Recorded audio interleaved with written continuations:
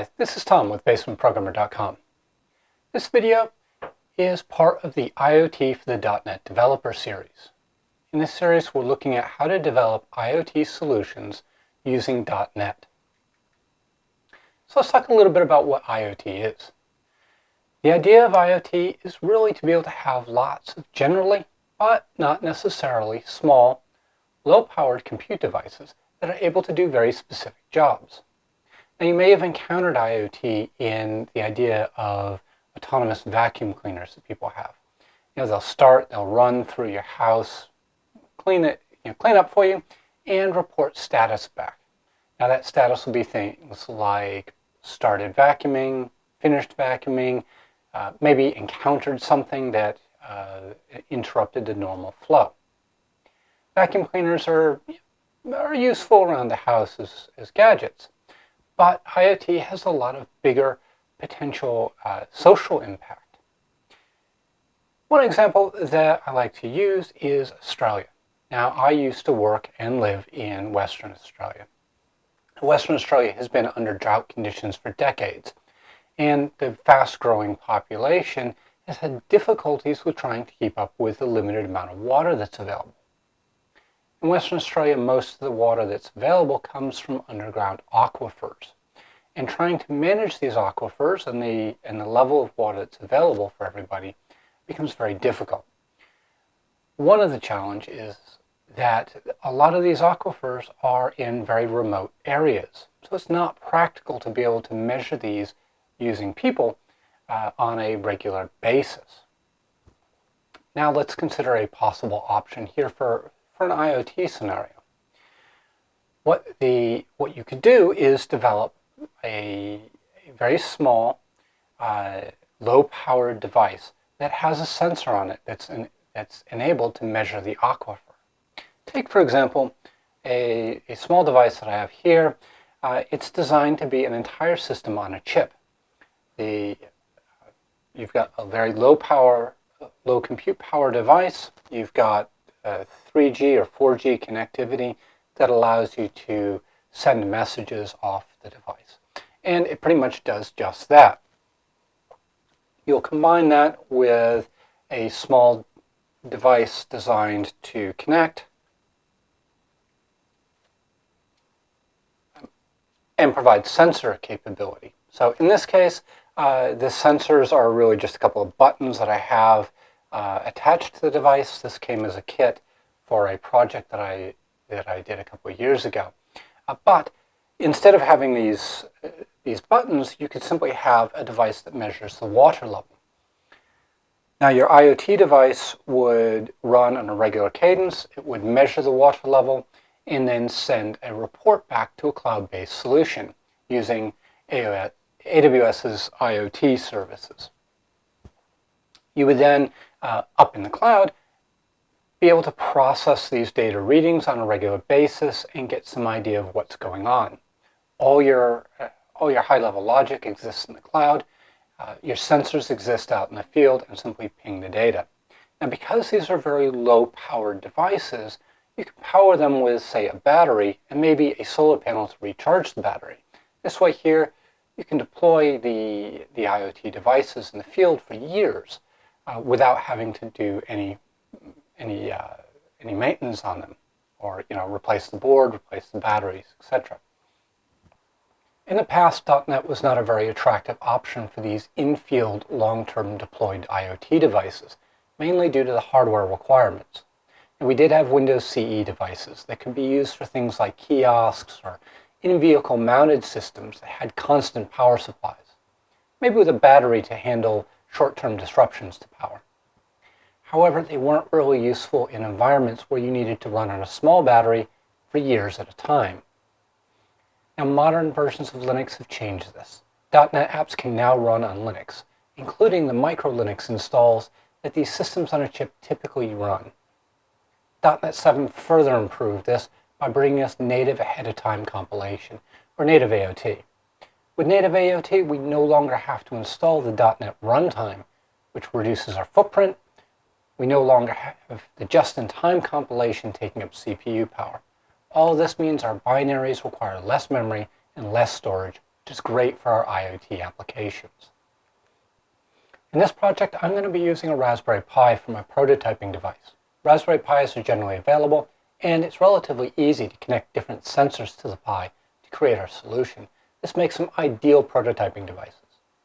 If I was going to deploy this solution into a real-world environment, I would probably do the prototyping on the Pi, do most of the development there, and then port the finished solution over to a purpose-built hardware configuration that included a system on a chip, comms, sensors, etc.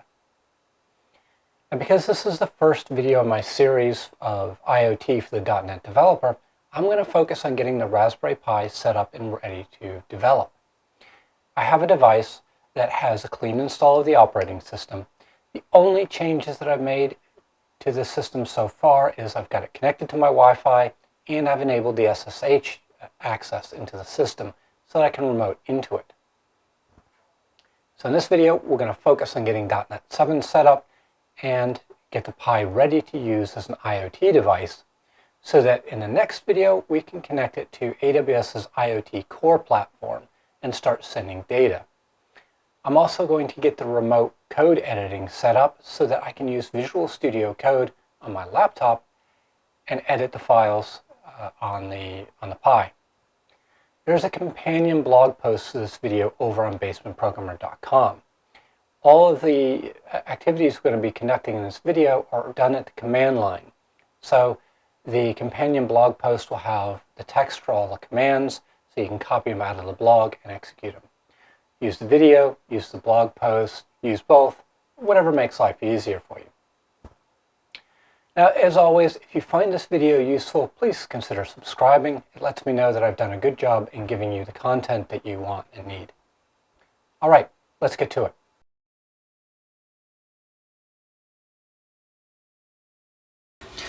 So first thing I'm going to do, I'm going to jump into PowerShell, and I'm going to connect to the Raspberry Pi via SSH.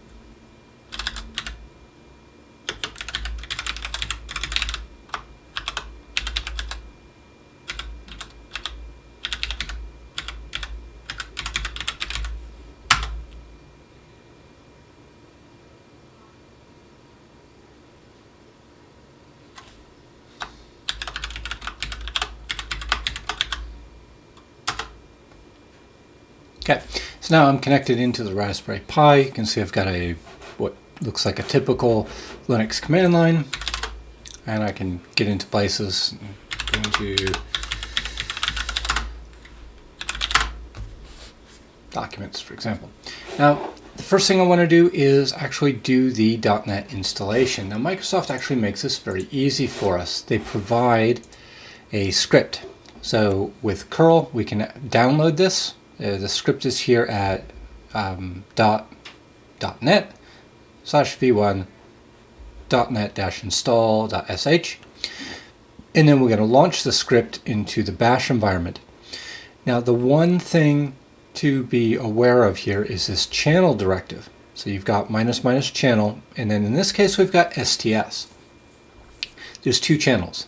You have the LTS, which is the long-term support versions. Now, this is going to be your every other version of .NET, the even numbers. So this would be .NET 6, for example. And you have the STS for standard term support. Okay, standard there. Standard term support, you get 18 months worth of supported updates before the next version is going to come out. Long-term support, you get 3 years. Now, in reality, your long-term support comes out in year 1. Your standard term support comes out in year 2. So when you consider the 1-year gap, you're really only getting about 6 months difference here. I want STS. I want the standard term support because I specifically want .NET 7. That's the current version as of the point of filming this video. And it also gives us the latest features as far as things like ahead of time compilation. So it's really what I want for doing this project. All right, so I'm going to paste this here, and this line will be in my companion blog post The blog post can be found at basementprogrammer.com. I'm going to run through all of these steps in a blog post as well. So depending on if you like the visual or if you like the text-based, or use them both as guidance.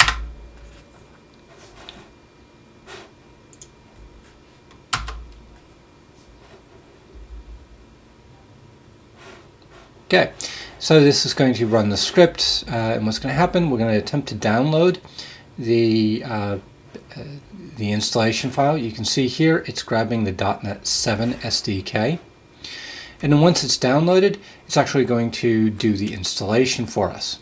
Now this is going to take a few minutes for both steps, so I'm probably going to cut this video to make it a little bit shorter. Here we go, we're extracting.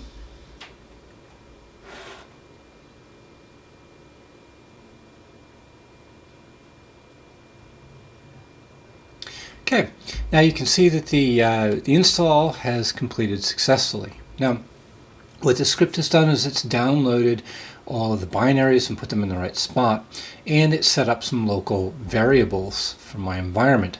I want to make sure that these environment variables get persisted. So another command that we want to run is these echo commands that are going to push the .NET variables, for example, the home directory, etc., into our bash RC file. So we'll just do that. Once again, these commands will be copied into the blog posts that I create. Now finally, what we can do just to test this out is test the .NET command lines. .NET version, and you can see that I've got .NET 7 installed. Okay, now so this is all set to run on my Raspberry Pi. I could, for example, start using command line tools to start editing files and create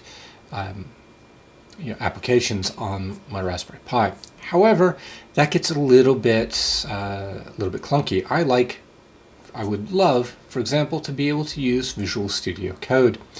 Now, I can, if I log directly into the Raspberry Pi, I can run Visual Studio Code on the Pi. However, I'd like to be able to do it from my development desktop. It's a little bit nicer, I've got a bigger screen, and it gives me a little bit more flexibility. So the next segment in this video, we're going to get Visual Studio Code running on my desktop and connected remotely into the Raspberry Pi.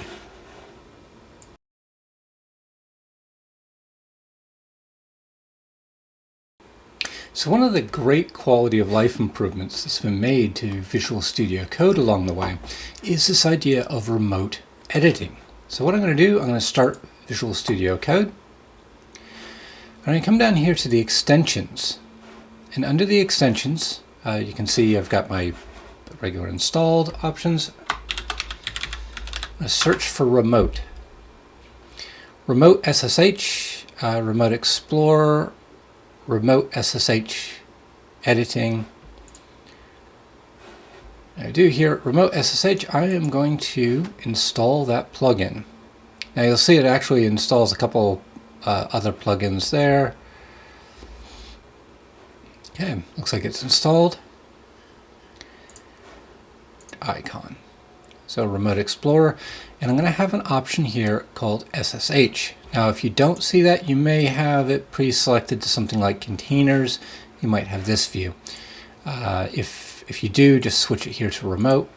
What I can do is I can add a new SSH connection. So similar to when I was SSHing into the Raspberry Pi in order to install .NET, what I can do is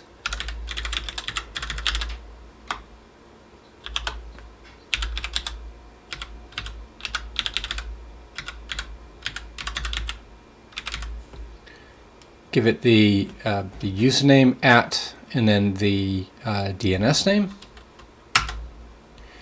and it's going to ask me where I want to store the details of the configuration file. And what I can do here is then hit connect.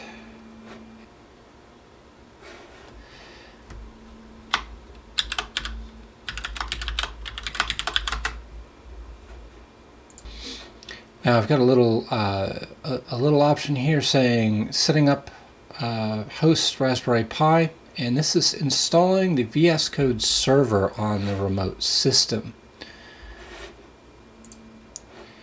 Now, what I can flicking back here to the Explorer view, I'm actually browsing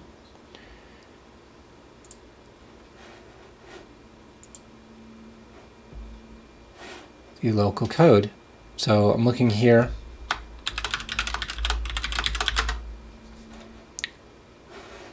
It's going to ask me if I trust the code. So yes, I trust the code. It's my device. So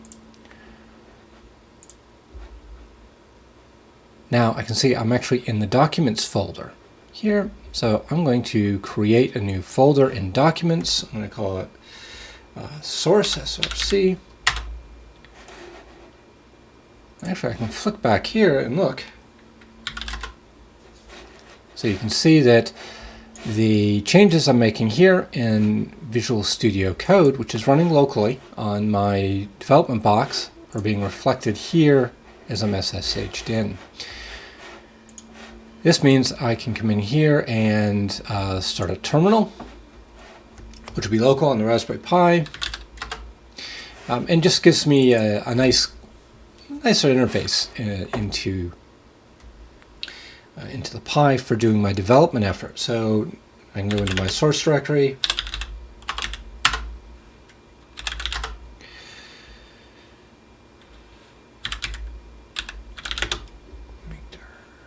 .NET test,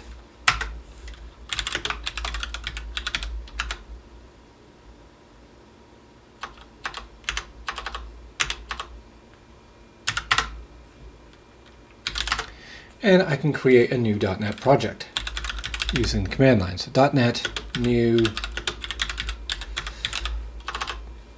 console. Okay, and that's going to download the .NET template from the repository. And here we go. Here's my project structure. So source .NET test, and I can see, the typical hello world. So I'm going to add a little bit of boilerplate code here. It's not going to be anything terribly exciting, but it is going to get me set up for my next segment, which is going to be how to get going publishing messages and publishing data to the AWS IoT core platform.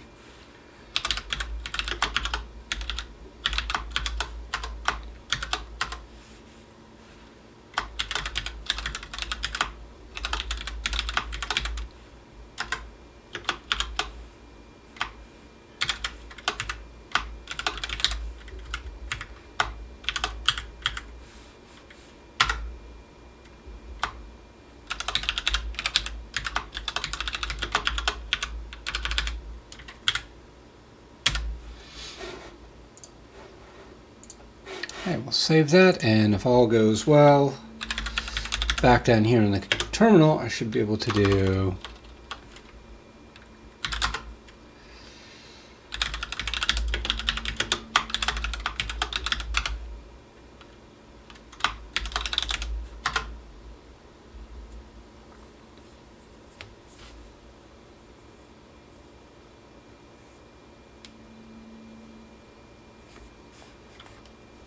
oops, slight coding error.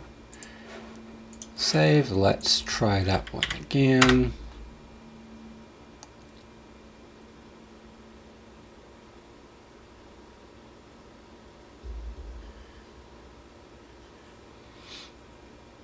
Okay, now you can see my application is set and running, so not doing anything terribly exciting at the moment. It's just every second putting a message up saying ping.